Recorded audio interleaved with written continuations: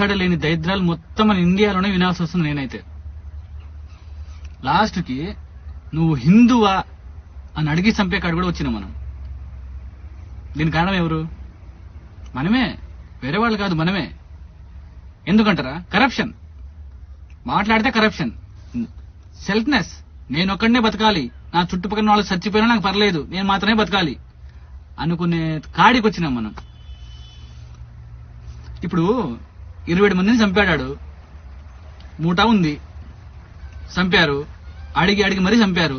Clear cut చెప్తున్నా, అక్కడ ప్రతి ఒక్క మాటలో తెలుస్తుంది మనకి. అడిగి మరీ చంపడం, పాయింట్లు తీసి చూసి మరీ చంపారు.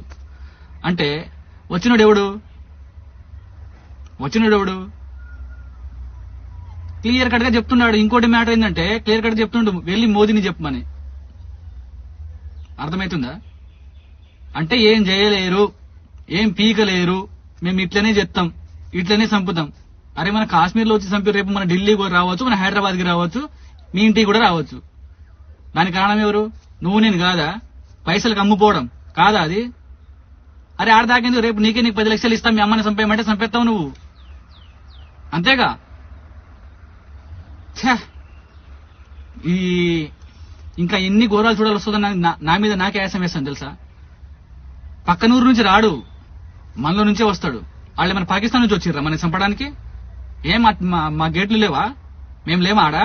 మేము కాపులు కాస్తున్నాంగా. ఎక్కడి నుంచి వచ్చినాడు?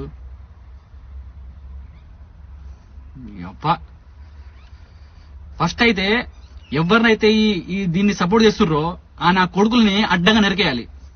మన ఇండియాలో ఉంటూ మన ఇండియా ఫుడ్ తింటూ దొంగ నా కొడుకులు మనల్ని చంపుకుంటారు ఏంటో నాకు అర్థం కాదు. చెత్త నా కొడుకులు ఎక్కడ తయారయ్యారా మీరు అసలు? ఇప్పుడు ఆ కాశ్మీర్ పరిస్థితి ఏంటి తెలుసా? టూరిస్ట్ వెళ్ళకపోతే తినడానికి తిండిలు ఉండదు వాళ్ళకి. ఆ పరిస్థితిలో ఉంటారు వాళ్ళు.